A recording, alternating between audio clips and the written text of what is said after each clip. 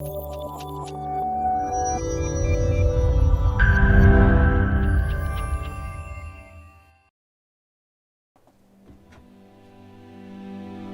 Lord said to Moses, "Speak to the Israelites and say to them, if anyone makes a special vow to dedicate a person to the Lord by giving the equivalent value, set the value of a male between the ages of 20 and 60 at 50 shekels of silver, according to the sanctuary shekel. For a female, set her value at 30 shekels.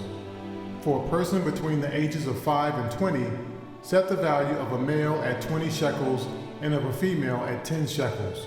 For a person between 1 month and 5 years, set the value of a male at 5 shekels of silver, and that of a female at 3 shekels of silver. For a person 60 years old or more, set the value of a male at 15 shekels, and of a female at 10 shekels. If anyone making the vow is too poor to pay the specific amount, the person being dedicated is to be presented to the priest, who will set the value according to what the one making the vow can afford.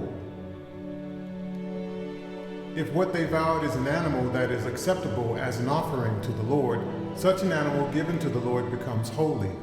They must not exchange it or substitute a good one for a bad one, or a bad one for a good one. If they should substitute an animal for another, both it and the substitute become holy. If what they vowed is a ceremonially unclean animal, one that is not acceptable as an offering to the Lord, the animal must be presented to the priest, who will judge its quality as good or bad. Whatever value the priest then sets, that is what it will be. If the owner wishes to redeem the animal, a fifth must be added to its value. If anyone dedicates their houses as something holy to the Lord, the priest will judge its quality as good or bad. Whatever value the priest then sets, so it will remain. If the one who dedicates their house wishes to redeem it, they must add a fifth to its value, and the house will again become theirs.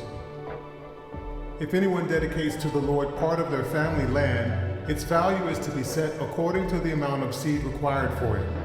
50 shekels of silver for a homer or barley seed. If they dedicate a field during the year of Jubilee, the value that has been set remains. But if they dedicate a field after the Jubilee, the priest will determine the value according to the number of years that remain until the next year of Jubilee, and its set value will be reduced.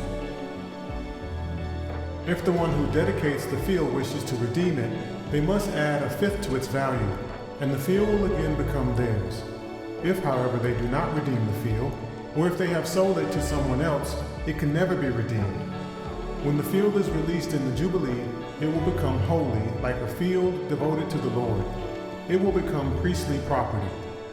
If anyone dedicates to the Lord a field they have bought, which is not part of their family land, the priest will determine its value up to the year of Jubilee, and the owner must pay its value on the day as something holy to the Lord.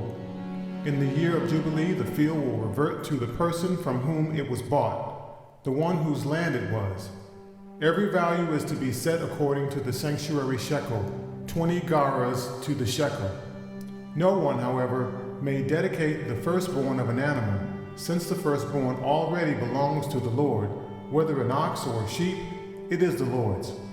If it is one of the unclean animals, it may be bought back at a set value, adding a fifth of the value to it. If it is not redeemed, it is to be sold at its set value. But nothing that a person owns and devotes to the Lord, whether a human being or an animal or family land, may be sold or redeemed. Everything so devoted is most holy to the Lord. No person devoted to destruction may be ransomed. They are to be put to death. A tithe of everything from the land, whether grain from the soil or fruit from the trees, belongs to the Lord. It is holy to the Lord. Whoever would redeem any of their tithe must add a fifth of the value to it. Every tithe of the herd and flock, every 10th animal that passes under the shepherd's rod will be holy to the Lord. No one may pick out of the good from the bad or make any substitution. If anyone does make a substitution, both the animal and its substitute become holy and cannot be redeemed. These are the commands the Lord gave Moses at Mount Sinai for the Israelites.